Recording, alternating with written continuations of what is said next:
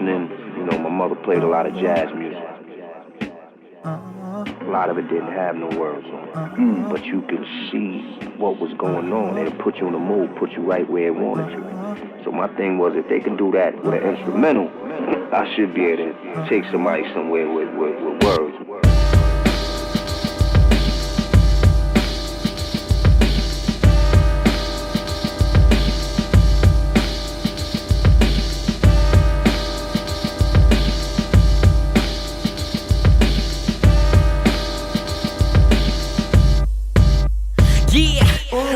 The city committee ready to pity. I got ditty with a bitty, get witty, yo with the midi. 88 keys with the ADHD. I'ma shine with the light, let it radiate me. Don't fuck around with the heavyweight. When it told us gold dust could levitate. Smoke up and meditate. 2 cones and the 2 phones from Kevin Gates. Holy Ghost and I'm on the coast and I'm roasted. Posted with mimosas and most of the moment I'm toasted. You couldn't really approach that. Learning when it's burning, only giving the roast back. And we're giving you coach back. Go back to Coach Pat, calling it throwback. Gotta be Mike Jordan performing before the reporting and scoring in order to support the recording and morning. Help us, Father. Oh, please help us, Father. Father, help us. Help us, Father. Oh, please help us, Father. Father, help us. Help us, Father. Oh, please help us, Father. Father, help us. Help us, Father. Oh, please help us, Father. Father, help us. Help us, Father. Oh, please help us, Father. Father, help us. Help us, Father. Oh, please help us, Father. Father, help us. Help us, Father. Oh, please help us, Father. Father, help us.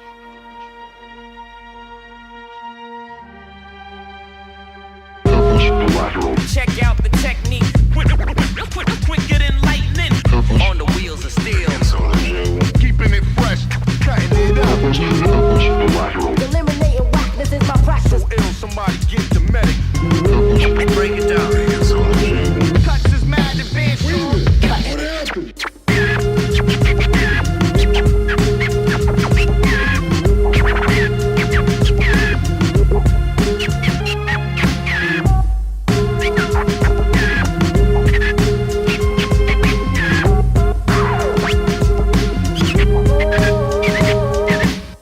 Bet I'm on top of it, opposite of the populace. Bet I'm stopping it, cop a crop from my botanist.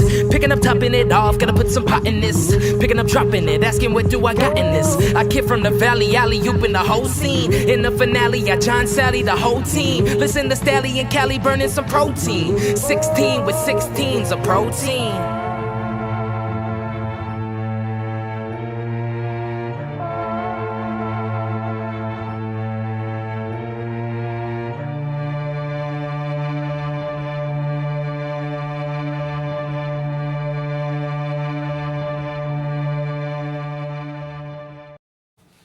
What's up, everybody? We back at it again after a 2-month hiatus. This is Az126. We got Kollateral, another Arizona artist. Say what's up. How's everybody doing? We got an artist that isn't native from Arizona. He's actually from Illinois. What part of Illinois are you from? You know, I'm like 30 minutes out, Joliet, Plainfield area. Not many people know about it. No but idea. I used to live in Shiloh near East St. Louis. See, that's probably, that's super south, so. Yeah, where are you, like the middle or the north? Yeah, I'm like 20, 30 minutes from Chicago, like the same distance from here, from Phoenix right now, but I've been out here since 2012. I've been trying to push this music, trying to push these shows recently. So I'm an artist. I've done a little bit of producing. I'm doing shows every month out here where I'm hosting them and setting them up. I'm just really trying to get this going right now. That's good, man. I know everybody is, man, but I'm trying to. But if you don't too, how will you ever know? Exactly. So you got out here in 2012. Obviously, orange is a big part of your thing. You have a tape that the cover is orange. Yeah. What was that tape's name? Orange tape, man. The orange tape. Simple as that, yeah. Again, I love tapes that are like real quick. You set the mood, you leave them. You know what I mean?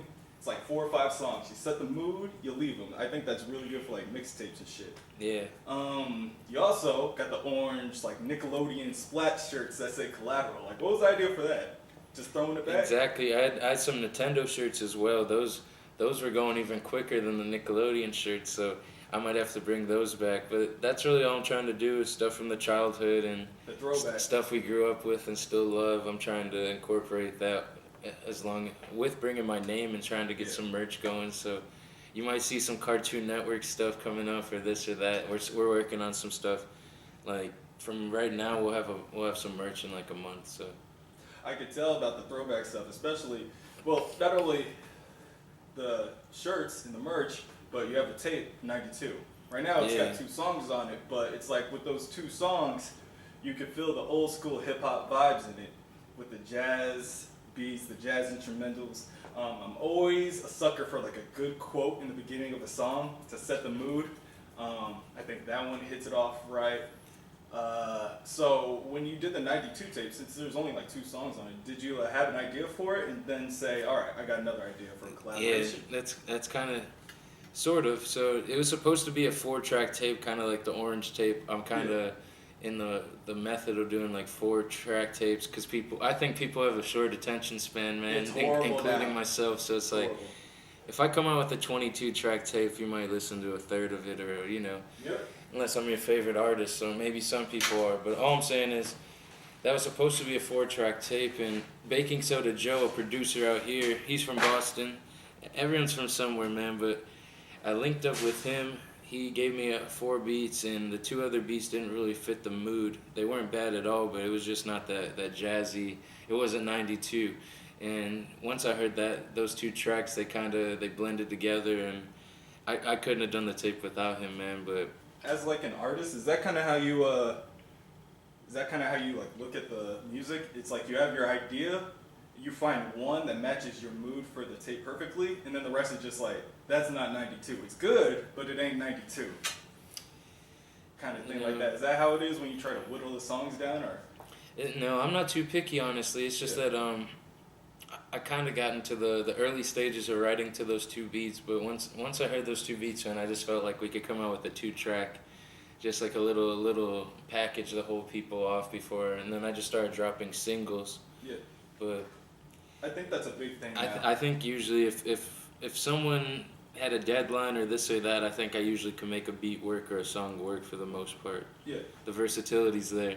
So I don't know. I think I usually could work with any beat, but those ones meant so much that they had to be its own separate thing, even if it was just 2 tracks. So Like in a personal way, kind of. yeah, I put that on December too, and that's got a lot of love from it, man. Like from old to young. So that was kind of the idea behind it too. So That's dope. Your tape this year, you said it's gonna be more of a collaboration. yeah, I'm trying to put out a couple things before the year. I know we're at the end, but at least 2 projects. I got one thing with ATB.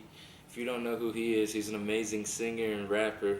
We're coming out with a 4-track tape. That's called Late Night Connections.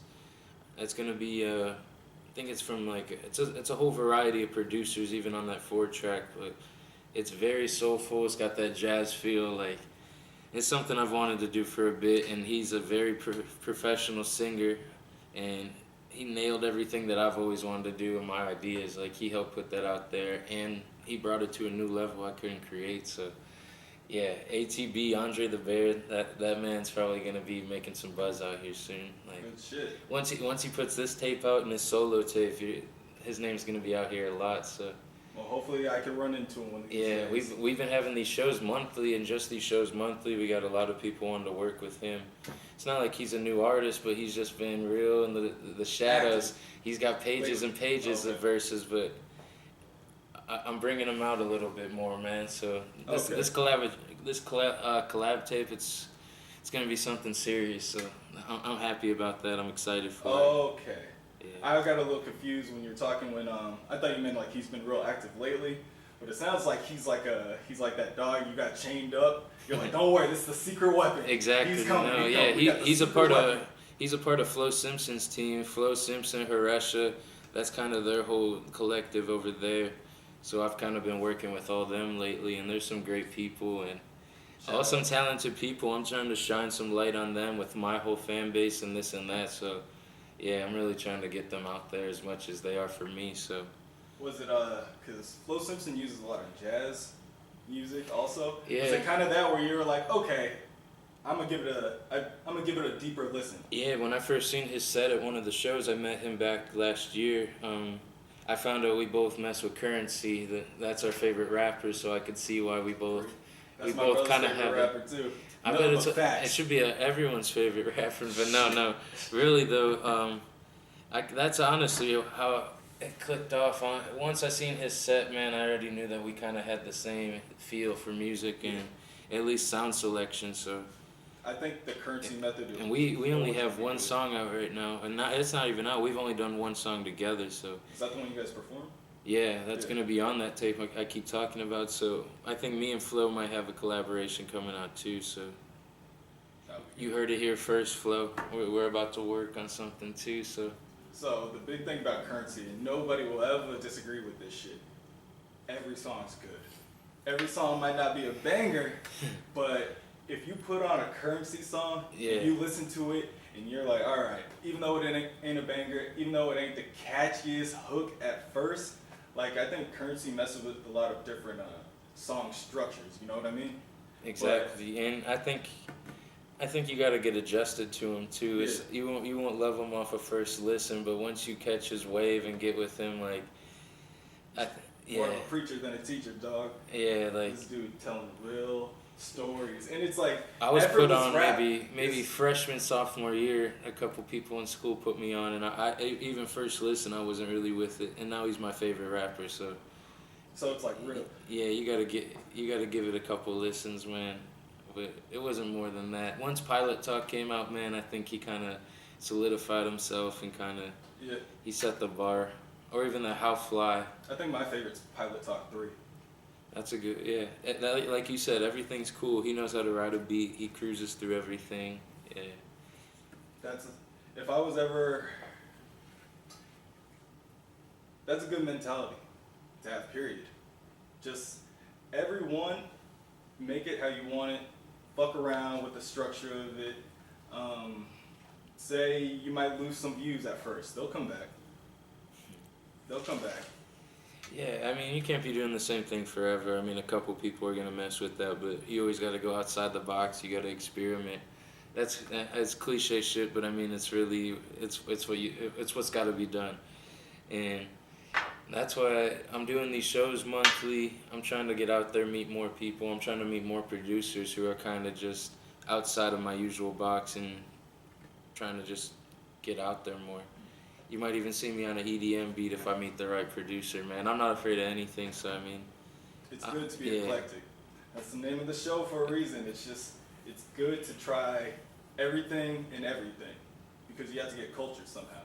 You can't be closed-minded on things because you haven't listened to country music or some shit. Listen to a country song. Maybe you like it, maybe you won't, but like at the end of the day, at least you know. At least you have an appreciation for it. Touching on the shows you've been doing. So, I saw you at Shady Park. You said you've been doing it monthly? Yeah, so me and two other people, we've started a company called Limitless Event Co. So we're trying to do a hip-hop show monthly. We're trying to do all genres, but right now I'm doing what I know. So I'm trying to do a hip-hop show monthly. We've hit, like, every show's been at a different venue right now, so we're trying to touch bases kind of with the whole valley. We've done some Tucson shows now. We're really trying to just branch out. I think before the year's done, you might see us in a different state as well. So we're really trying to get our name out there. This Friday we got the house party show with Seafoam. We're just trying to get something out even weekly, man. We had the show last Friday and one tomorrow, so that's gonna be cool. That's good. Double down. Yeah. So as far as the workload, have you been noticing it's like a natural workload that you're not even really worried about? Yeah, if it's something you like doing, man, again with the cliche stuff, but I mean, like, it's such smooth work, like, so I'm in charge of getting the lineups together and kind of coordinating stuff, making sure everyone shows up and gets on stage on time. I mean, that's something I've always wanted to do, so I know I'm in the early stages, but it's a breeze for me, even though, like, yeah, organization's a big part of my life, so I mean, I'm crazy with that. Oh, like, with books or movies and stuff, man, I'll have it in alphabetical order. That's just who I am. I'm weird like that. See, So hey, no, but that's my sometimes that's my the goal for laptop's people. very organized. Like my iTunes super organized. My this and that. So I mean, I don't know if you've ever seen the show, but it's like Ray Donovan. no. Okay, it's the Showtime show. So basically, doesn't matter what the show's about. This dude has like a lot of suits. He has like a lot of nice watches. He has a side apartment. Okay. So when he's out of his house, he goes to a side apartment. And he goes to his side apartment, and everything's clean, everything's organized. Yeah. So when he picks something up, he can just put it right back. It's all fixed. That's how my homie Mikey is. That's obviously from looking around. Yeah. That isn't how I am. No, it's not bad, man. I've been a lot worse places. This is not. You can't see it, but it's not bad. But no, man. I probably got one of the cleaner rooms, man. If there was a contest, I'd be in there. I'd be in the finals almost, but it's not a contest. I feel like I only do that shit when I wanna. Not when I'm procrastinating. Probably when I'm procrastinating. I think I just do it. But when I clean, I gotta do like a deep clean of things. So like I you can't said, halfway clean. with that show, it's already clean, so there's not too much that I have to do. I put it right back, and you got to dust. That's what. I That's hear I about- gotta. I'm here talking about dusting, man. I didn't. It's all shit. The more they can apply it later on in their life. Sure. I was one of those Google fact niggas on Twitter, always spitting out like random Google facts to people Yeah. that nobody cares about. So I got a bunch of them in my back pocket. I think that's with me. It's pop culture. I think, man. Yeah. Just a bunch of random pop culture. I think. You watch Everyday Struggle? No, so I guess I can't say that. So. No, trust me, you ain't really missing much. I mean, it's cool, but it's like I've watched it. I think I'll watch it like 3 times in a week. I'd say pop culture probably from like early 2000s and early Like the man, 90s. and everything before probably. I don't know. If you put me on a show, I'd know a lot of stuff going on. Yep. Like I always wanted to be. I think I said this before. I always wanted to be like one of those people on I Love the 90s. Yeah. I'd be like, oh, I killed at that shit. I They used remember to all those old shits. They had that pop culture game show too, like Beat the Geek or something, where that was early. Damn it. I always wanted it to be on like one of those old school like game shows, like not Double Dare. You remember the ones where they're like climbing? Yeah, On like Nickelodeon? Yeah, Guts. Yeah. Yeah, I always wanted to be on Guts. That's what I wanted to be on. So those dumbass kids, they never had- put that tiki head together. They had some bungee. Oh, they had Legend of the Hidden Temple too. Yeah, that was that's that what I'm one too. talking about. Okay. You're talking about Guts where they had like climbed the Yeah, I that think that's rock what I wall, was explaining. that mountain, the aggro crag. Every time you were watching that, weren't you like, I'll kill these kids on this shit? Yeah, they had that bungee basketball where you can just you jump off and dunk. Or so, I don't know. I don't think they have shit like that. I want to be anymore. on Double Dare for sure. Double Dare would have been cool. Yeah. Figure it out, all those. Figure So it out. That's That would have been better than Double Dare. Figure it out was dope. that's why I made the Kollateral Nickelodeon shirt, man. Yeah. There wasn't a show I didn't like on Nickelodeon. Probably like at that time there. Yeah. That was a whole. All they did was repeat their episodes though. They'd have like 10 episodes, but I wouldn't even give a damn. I was right there with you, man. Yeah, like I said, you're gonna see some new stuffs too, some new merch. Do you think it's Always something always surprises, man. Like you never know what I'm gonna come out with. So That's good. You gotta make sure that keep the people on their toes. As far as the other tape that you're making, you said you're also making a tape outside. yeah, I need a collaboration. solo tape too. So I got the collab tape I'm gonna come out with first. That'll be in weeks. And then I've been working on the solo tape. People haven't heard a full solo tape from me in like a year now. So Give them a refresher course. yeah, some shit like this that. is probably the longest break I've went, but I think it was needed. I was coming out with stuff monthly and weekly, and I switched up the path now. I kind of took some time to write some meaningful things and this and that. So a lot of my favorite artists, I've seen how long it takes them to come out with a complete piece of work, and they've been Danny Brown. He said it took 2 years to come out with that album Old. Vic Mensa took a full year with his album. So I mean, like, you really can't be coming out with projects within a week, man, and stuff like that. Yeah. That's one thing I do. I can fancy myself, man. I can freestyle my ass off. That's one thing I like to do. That's probably how I started doing this, was freestyling, honestly. I wasn't writing on paper or anything, but Hey, that's a leg above. I should- Why?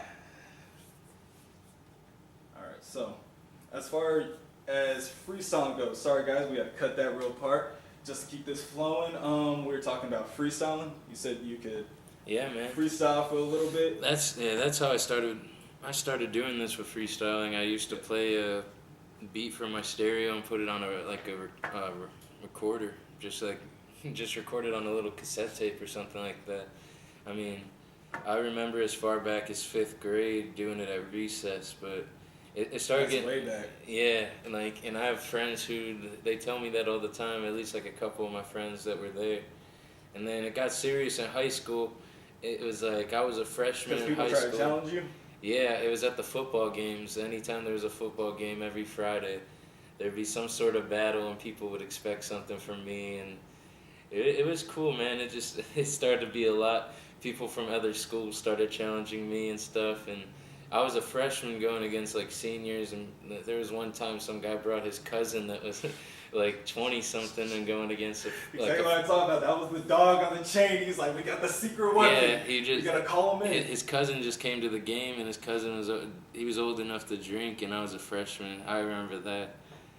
But that was a funny time. But no, yeah, I've always been freestyling. The only time I was on the radio, I did a freestyle then too. I think if I ever get to be on Sway or any of those, man, if they ask me to freestyle, it's gonna be a real freestyle. It's gonna come off the top of the dome. So. Hey, I have a lot of respect for people that could spit off the top of the dome, man. I'm learning more and more that freestyling is looked at a little differently. I think it's just because how music has evolved. Yeah. Personally, me, I still think freestyling is when you're just spitting off the top of the dome, not thinking, making your point with whatever feels natural at the moment. Saying some goofy shit with your motherfuckers. Me, started freestyling when I was in college. I ain't good at freestyling. Every once in a while I might have a line or something like that. Yeah. But I think people are afraid to get past like that first week or something where they're just saying shitty ass lines. I think to actually get to that point where they can start doing it. It does. It just takes practice. I know it really is that. Like, I was doing it since I said 5th grade. So I mean, if I was doing that for that long and you just started finding new flows and this and that, I guess it's easier. It's easier to do it than to explain it, I guess. But it really is just from practice. Like, I've watched these interviews with Twista and stuff like that. He said how he started to rap fast, man, was just from just doing it, man. Like the going from flow to flow helps you find like a more natural flow when you're freestyling. Because I think when you're I guess personally, if I'm writing something, I can think of how it flows in my head, but it won't really be good if I just spit it out. I gotta find that flow still. That's true, yeah. If I'm freestyling and then I find this dope flow while I'm freestyling, I could write to that. Yeah, I guess I can't explain it. I think it just it comes natural, and not to say every time it's 100% perfect, but yeah, that's probably the most exhilarating thing to do about rap music and hip hop is just the ability to be able to freestyle, look around you and rap about what you see. That's fun, and it's still like. It definitely is a talent, but you don't realize it until you look back at it. But yeah, that's probably my best talent, I guess, if someone asked. I think people been freestyling for I don't even know how long. I guess however long people been around. Cavemen were freestyling, man, something. An hour could pass while you're freestyling. 2 hours could pass while you're freestyling. You wouldn't even know. No, I had this time. I remember. I think the longest time I freestyle was just. It was sometime late at night and the sun came up, man. So spent the whole night freestyling. Yeah, there's people sleeping around me that fell asleep, and I was still waking them up and freestyling. And yeah, that's a good time. That's a memorable time. Kevin in Tucson. Yeah. For sure, yo. Well, that was a good talk, man. Again, Kollateral. Tell them where to find you.